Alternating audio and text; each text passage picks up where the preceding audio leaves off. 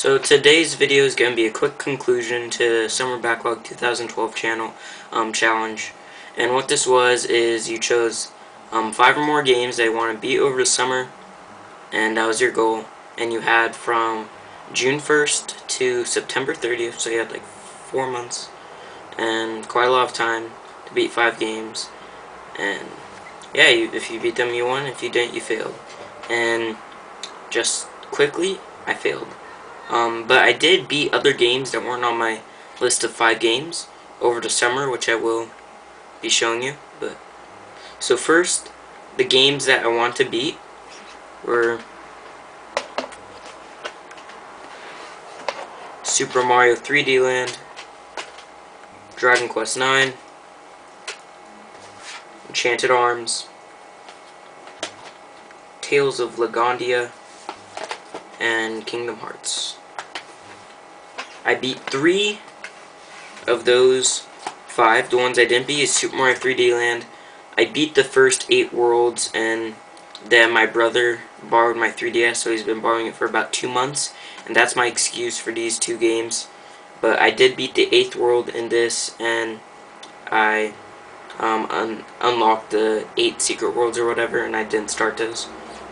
And here I'm like about 20 hours in. It's a really long game. I'm not even like halfway through it or anything. So maybe, hopefully, I could get back to this one, but I haven't played this one since like June. I've just completely given up on this one. Oh, my bad, I only beat 2 out of 5. I also did not beat Kingdom Hearts. I've only got 5 hours into this one, and I just stopped, and I was gonna start again a couple weeks ago. Got the strategy guide and everything for my brother, but then I forgot the disc in my brother's PS2, and I haven't been to his house since. So that's my another stupid excuse for that one. And then one I did beat Tales of Lagondia. This is my first Tales game on the PS2. Took me about 30 hours, so it wasn't an extremely long RPG, but it was really fun action RPG. Not the best. What was interesting is the combat is actually on the 2D plane, sort of like a fighter like maybe Street Fighter or something. And I didn't really like the combat. It was very button mashy. I never really found the need to use combos or anything. There really isn't combos. You have a direction with the D-pad or something, or the analog stick, right, left, or whatever. You can combine now with circle, and so you have like 4 different combos with that. And that's really all you have, and then you have X, mash X. And all I ended up doing by the end of the game was mashing X, and then I think like right circle were the only attacks I was doing. So combat wasn't the greatest. It was entertaining, but wasn't the greatest. Story was decent. It left me ending when it was over. I thought about like what would happen to characters and something, and I don't know, that's decide like my time with like the story of a game. If I finish it and I'm still like maybe like a day later or something thinking about like the characters and everything and what happened, then I consider it a pretty good story. I consider my time with it well spent. So yeah, good game. Tales of Lagondia. Lagondia, don't know how to pronounce it. Yeah, a bunch of games just fell. Next we have Enchanted Arms, which is a 360 RPG. This was also ported to the PS3, so that doesn't apply. But this is a fairly decent RPG. The voice acting is absolutely terrible. So I generally I think 5 hours into, I just decided to switch the voice acting to the Japanese voice acting and just read subtitles. The combat system is fairly simple. It's just turn-based. You're on a grid, so it could be sort of seen.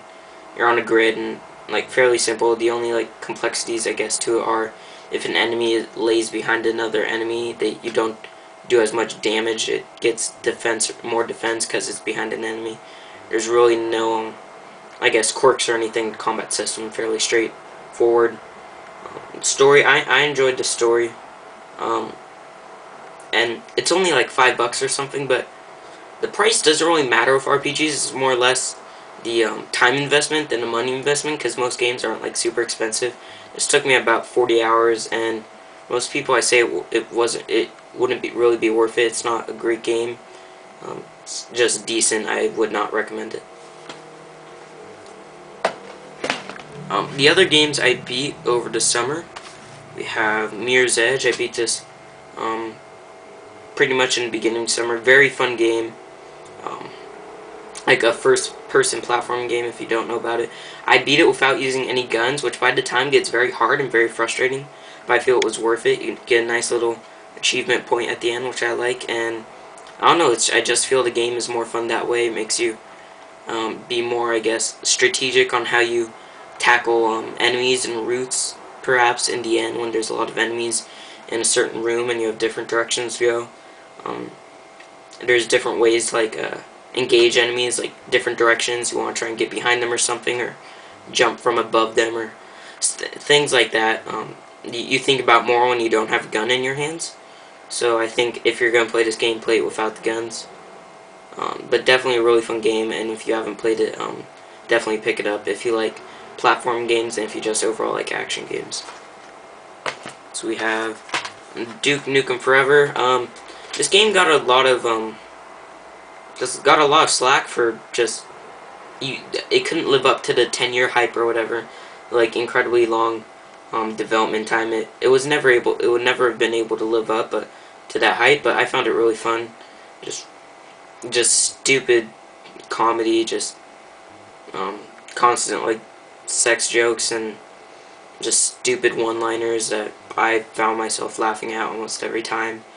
And if you like first-person shooters and if you have just a stupid sense of humor, I say pick this one up. And don't worry about the reviews, just pick it up. I beat the campaigns for both these, Battlefield 3 and Bad Company 2. I went over these in a another video, but overall I just think that in terms of campaign-wise, this has a lot better characters and a lot more interesting destruction, and it's just overall better campaign. This is boring, it's bland, and it's just compared to this one, it really doesn't stand up. So that's those two. Overall, both of them are worth it for their multiplayer. Definitely fun games. Also went over this in a recent video, Mercenaries 2, Orton Flames. Just to reiterate what I said in that video, just definitely fun open world sandbox games. If you like those kind of games like Red Dead Redemption, GTA, get this. It doesn't have the super high production values, and it doesn't have like a serious narrative-based tone, but it's a lot of fun to blow shit up. And lastly, the last game I beat was Sly Cooper and the Thievius Raccoonus on the PS2. A really fun platforming game. It's my first Sly Cooper game I ever played, and definitely, and I have to say, a really fun series. I went back after I beat it and tried to get all the collectibles, but for each level stage, and I did. But then I stopped doing the time attacks for each stage because those are pretty hard. A lot of fun. If you see this for cheap and you don't have it, it's probably not going to cost you more than like $10 or anything. Really cheap game. It's really worth it. Fun platformer. So that's all the games I beat in the summer. I very pathetically failed my backlog challenge. I only beat 2 of the 5 games. And I guess for the handhelds, I can blame it on my brother. I can blame it on my brother with that. He borrowed my 3DS since like the beginning of August. But really, I'm at fault. I should have just beaten it. So yeah, definitely a fun little challenge. But by the end, really halfway point, I just felt I didn't like it. Like I didn't like having to be pressured to beat these games. I just want to play the games at my own pace and play the games that I want to play. If you go back, I chose like 10 games at the beginning, and then I cut it down to 5. So yeah, thanks for watching.